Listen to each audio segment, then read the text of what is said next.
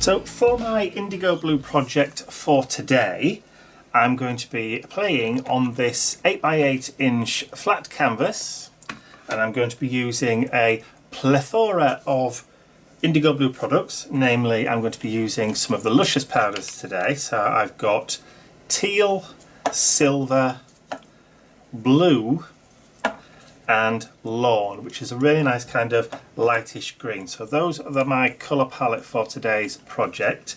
I'm also going to be using some of the fine modelling paste from IndigoBlu. I've also got some white gesso and some pantry white acrylic paint, all from IndigoBlu. And I'm also going to be using the laurel leaf stamp, which I've already masked off because I want just these bits here. Now, yes, my stencil is kind of grungy. That's because it's well loved and well used. And the stamp sets that I'm going to be using today, I'm going to be using the mini ones from the collector's edition, and I'm going to be using number 12, the Seahorse, number 1, the Bubbles, and number 11, the Compass. So those are the three kind of nautical themed, watery themed ones that I'm going to be using in this canvas today. So I'm going to be using the laurel leaf stencil, which I've already pre-masked off, as you can see, just there, to create some kind of seaweedy kind of effect. So I'm going to grab that modelling paste and just grab a little bit of that paste, drop it onto, to create a bit more room to play with, onto my craft mat here. Looks like there's a lump in that. We don't want that. And I'm just going to drag that through the canvas, or through the stencil.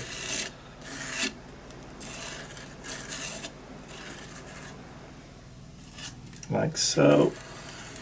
Which is going to give me those lovely kind of seaweedy kind of shapes. Missing a bit down at the bottom.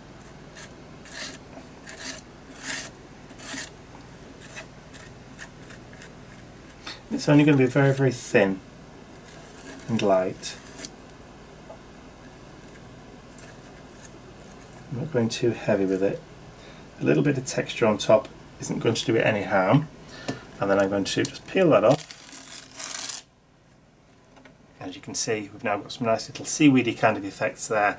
I'm going to grab my heat gun, dry that, because I want to do a little bit more down here at the bottom, but I don't want to mess that up. So I'm going to dry that off and then I'll be right back. And now that modelling paste is dry, I can do the same thing again over here, just with these two nice little designs just down there.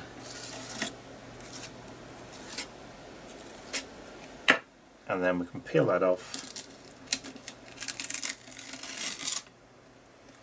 and repeat that drying process again. I did wash the stencil, you may have noticed, in between applications. I've got a little bit of unwanted stuff there, so I'm just going to wipe that off with my finger.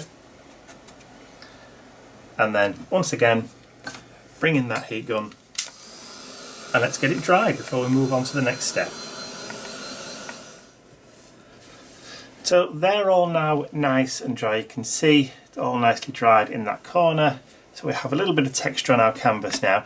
So I'm just going to add a thin layer of gesso over the entire of the canvas because I want to add some colour that I want to have a lot of movement with. So I'm just going to paint over the whole canvas, just adding in, trying to cover as much, make sure I don't miss any bits. So this may take a few minutes, so I will just start off and then I'll jump to the end where I've finished it. So my gesso is now dry completely. I have a laminated paper plate and a little pot of water, plus I have my lawn green luscious pigment powders. They're very, very luscious indeed. I'm just going to add a little bit of water onto my brush end, then I'm going to dip into the pot. And that's going to collect some of those powders just on the end, and then with that water, just dip in lightly, I'm going to activate the pigment and create a beautiful metallic-y kind of watercolour paint that I'm going to add onto the canvas. And if I don't think I've got enough or it's not deep enough, I'm just going to add some more of that pigment powder onto the paper plate. And as you can see, it kind of creates a paste.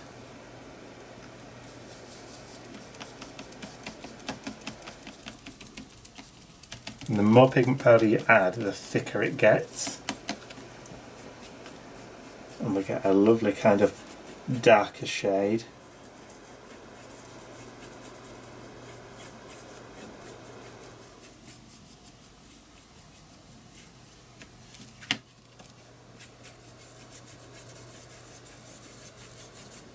And then add a little bit more.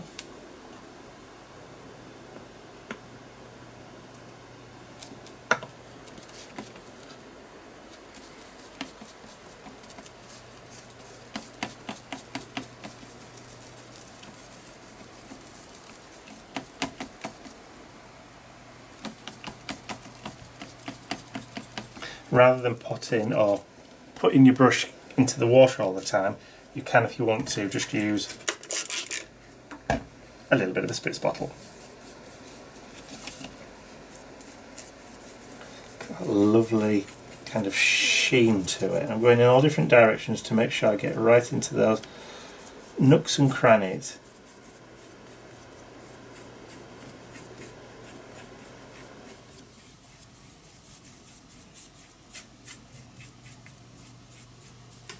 And then just grab a little bit of water and then just add that and drag it down.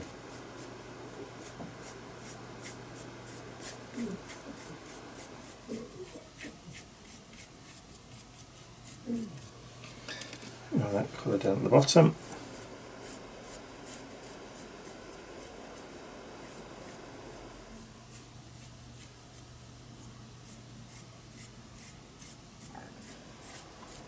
Okay, so I'm happy with that to start off with. So I'm just going to rinse off that brush, like so, and then close up that green, grab a piece of kitchen towel, and I'm just going to wipe that off. More difficult if your paint wasn't laminated, but you work with what you have. Right, I'm just going to give that a quick blast and get this dry. It won't take very long, so I'll be right back. Okay, so literally that only took a few seconds to dry. Now I'm going to grab the teal blue now, and I'm going to do pretty much the same thing. In fact, I'm going to just tip actually some of that pigment powder onto the plate, and you'll be able to see just exactly how it reacts. And I'm going to squeeze in some water and grab a brush and literally just mix it up onto the plate.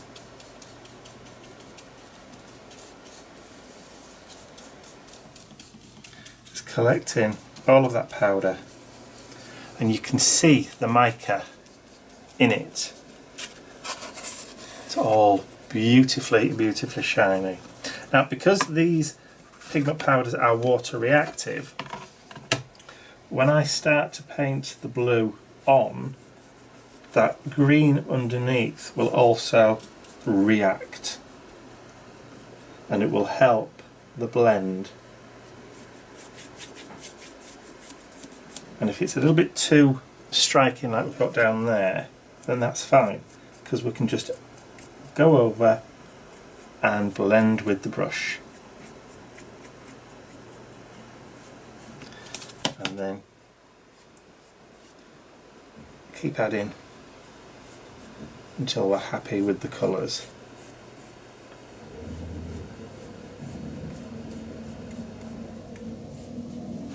And I want that a little bit deeper, so I'm just going to add a little bit more of that pigment powder. Ooh, perhaps a tad too much there. So I'll just pick some up on the brush and then just mix it with that existing water. And then there we go.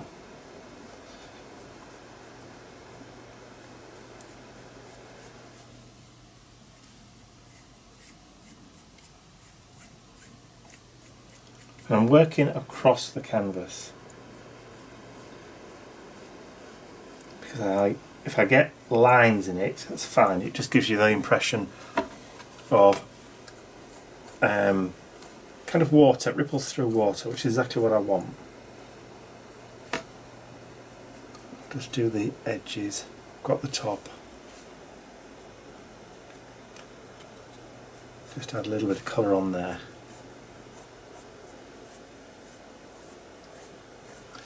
And then just keep working it until I'm happy with that kind of colour blend. So we've got a nice kind of blue going into that green. Happy with that. I'll just clean off the brush.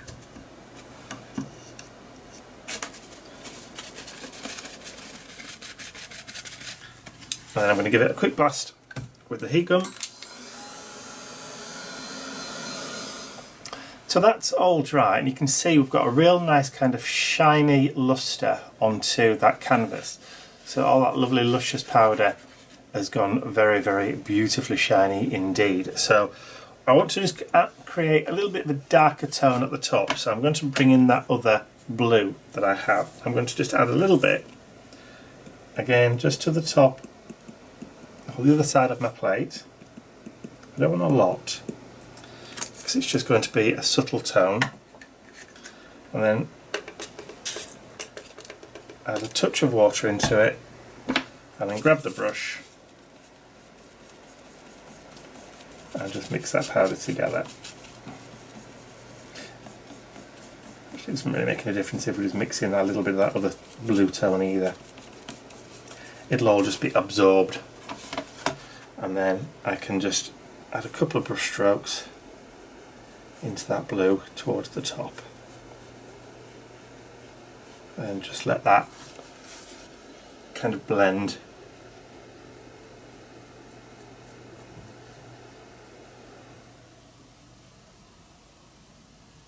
Just round the edges a little bit, just kind of subtle, let it settle onto the canvas and just lightly brush.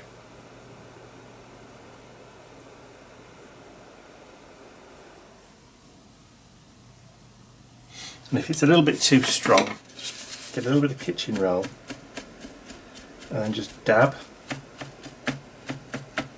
and that will just remove it in a kind of mottled pattern, and that'll help to blend the colours. Cool, happy with that. So again, I'm going to get that dried off and I'll be right back.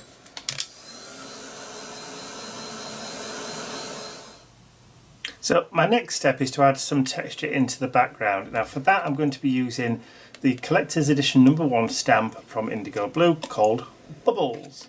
And this is it. It's only a tiny little stamp. And I'm going to grab a stamp block. I forgot to take one out. There we go. So a stamp block, and just drop it down randomly wherever.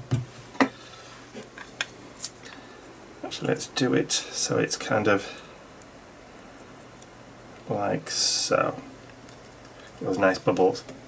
So what I'm going to do is I'm going to take some Pantry White paint, so Pantry White IndigoBlu paint, and I'm going to grab some onto my palette knife, and then I'm going to load up piece of IndigoBlu fat foam.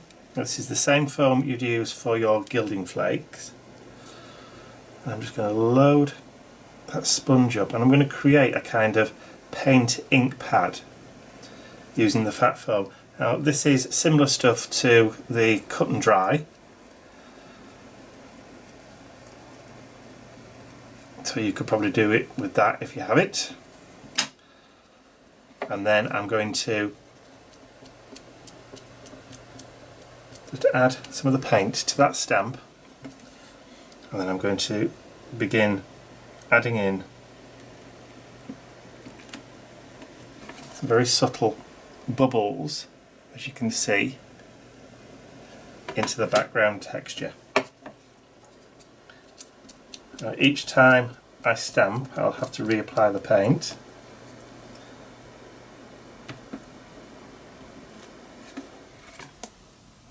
There you go. And as I said before, it is just background texture, so it doesn't need to be really stark white.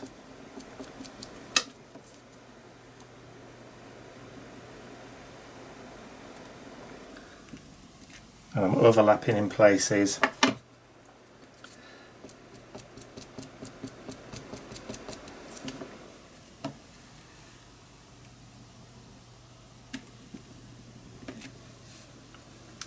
Very, very subtle in places. You can see it there, look.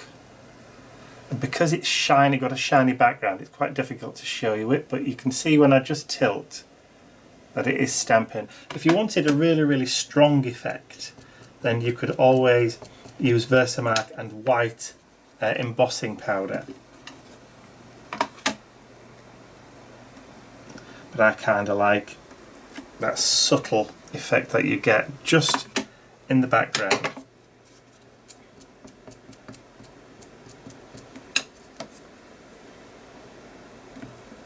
It's kind of magical.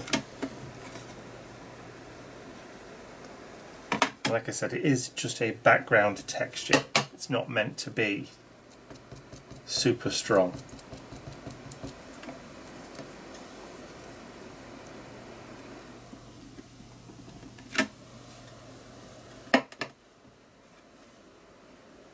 Just see it. Bubbles in the background. Okay, now the thing with using paint on your stamps is that you do have to make sure that you clean them off with lukewarm water very, very quickly. Otherwise, if the paint dries on there, you'll have a devil of a job trying to get it off. So I'm going to whip into the bathroom and just quickly wash the paint off, and then I'll be right back. So my stamp is now clean again, and as you can see, that those white bubbles in the background just add a little bit of very, very subtle texture. Now I also want some stronger ones that are going to come a little bit more to the foreground, so to do that I'm going to use my Cobalt archival ink. And I'm just going to ink up the stamp, and again I'm just going to randomly. Again, it's a canvas, so I'm not going to get a perfectly even impression with this. I'm just going to do 2 or 3. I can turn that one around so we get a random pattern.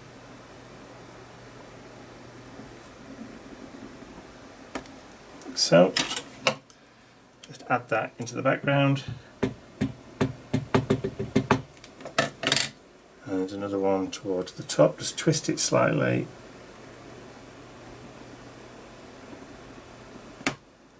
And then if you wanted to, you could just add some just subtle ones going off the canvas. Maybe just very, very light touches, just to fill in a little bit. So we've got some nice kind of bubbles in the background there.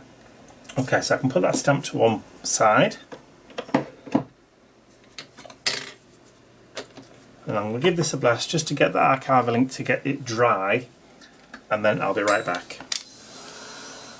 Okay, so the next thing I want to add into that background is I want to add some white splashes, so some kind of bubbly splashes. So I'm going to take just a touch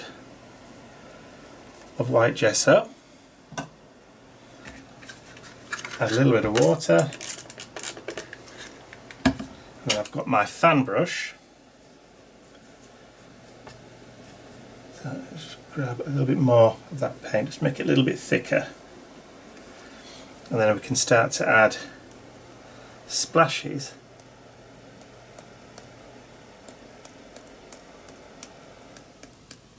all over the background.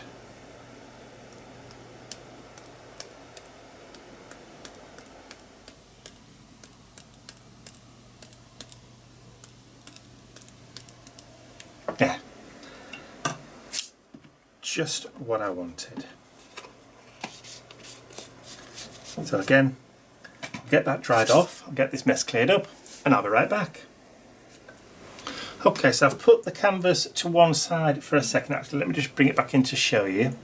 There you go, you've got those lovely kind of white splatters in the background, all adding some nice texture in there. And then when you tilt it the other way, you've got all that lovely kind of shine and shimmer, which is just magic. So, next step, I have a sheet of stamping card from IndigoBlu, white stamping card from IndigoBlu, and I've taken out my coral luscious pigment powders. So I'm going to add some of that onto my paper plate, add some water, not a huge amount, and then I'm going to mix in all that pigment powder to create a really nice, beautiful colour.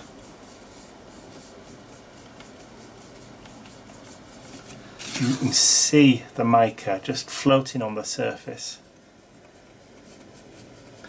It's lovely. Okay, so I'm going to paint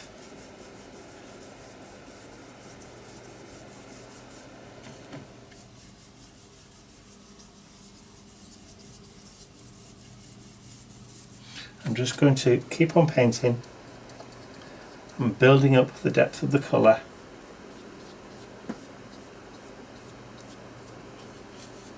until it's all gone.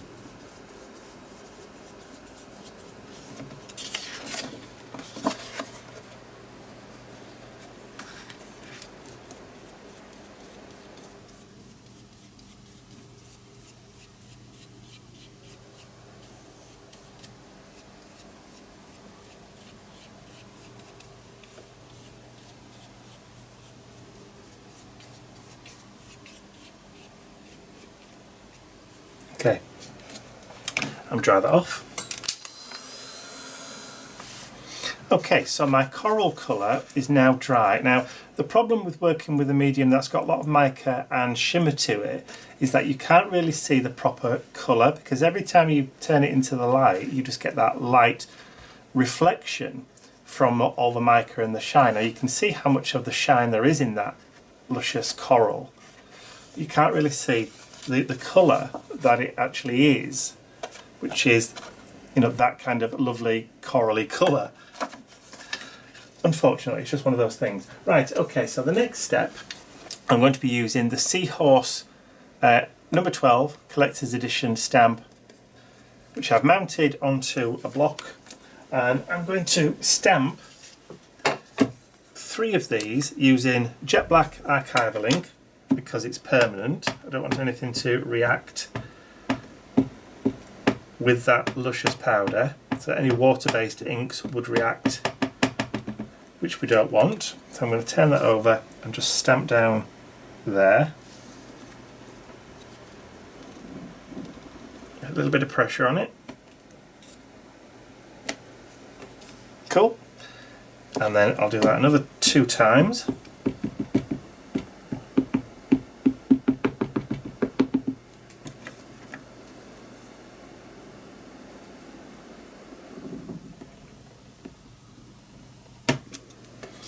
My ink pad may not be as juicy as it should be, but you can see that lovely seahorse. And the third one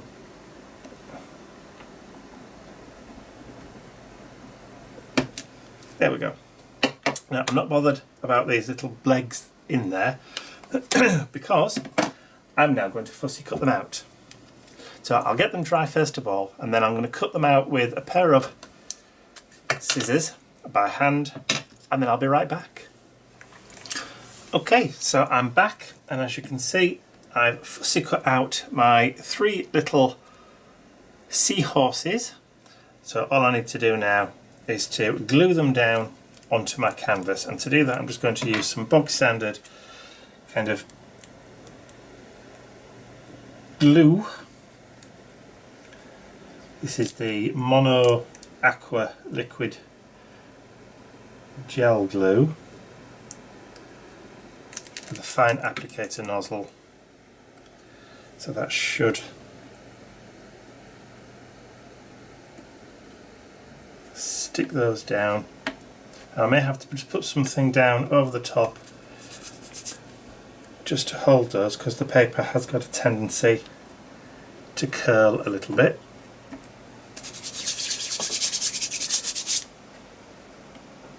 Like so.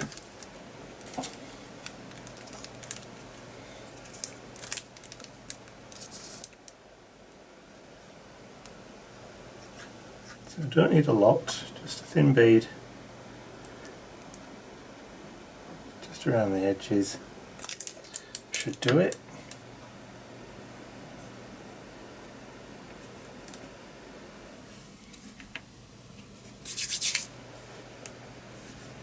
Stick it down like so.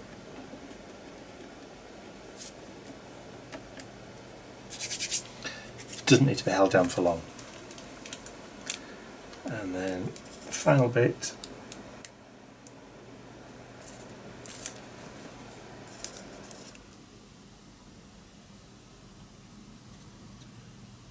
just into the nose and then around the body. I think we've got it.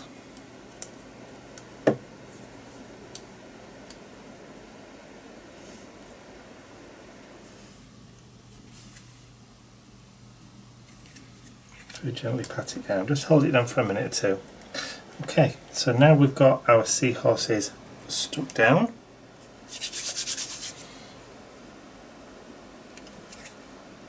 I'm going to just let them sit and grab for a little while. I'll put something on each one, something a bit heavy, just to hold it down. Give it a couple of minutes and then I'll be back. So my seahorses are now stuck down quite nicely, but I just want to finish off by adding in a few little highlights. So I've got these self-adhesive pearls. I'm just going to add in as a few. Let's see if they'll come off the, I don't know where that one disappeared off to. Oh, there it is. Just add in some pearls, just as kind of like pearly bubbly accents. Now the adhesive on these is quite strong.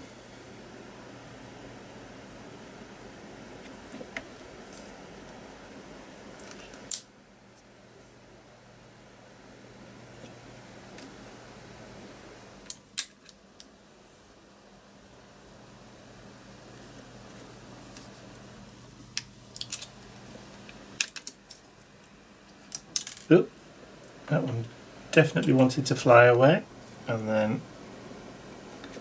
more there.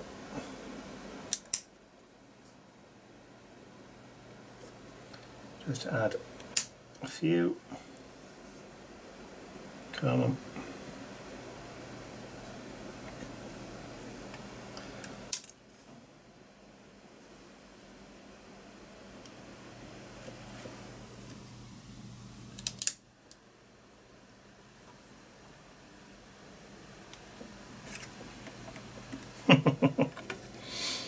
So there we go. I think I'm going to finish that there. I may actually go around the edge. In fact, I'm going to do that. I'm probably going to spoil it, or what you think is probably spoiling it. but I'm going to just get a little bit of brown archival ink, not archival, yeah, archival ink, potting soil. I'm just going to very, very gently just add a little frame all the way around there.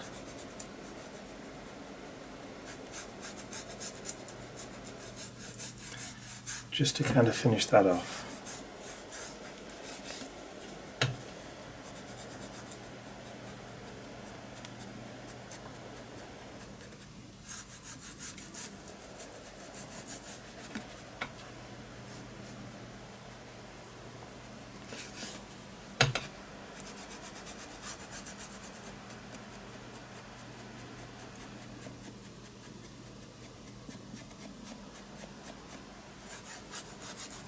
I think that's just what it needed.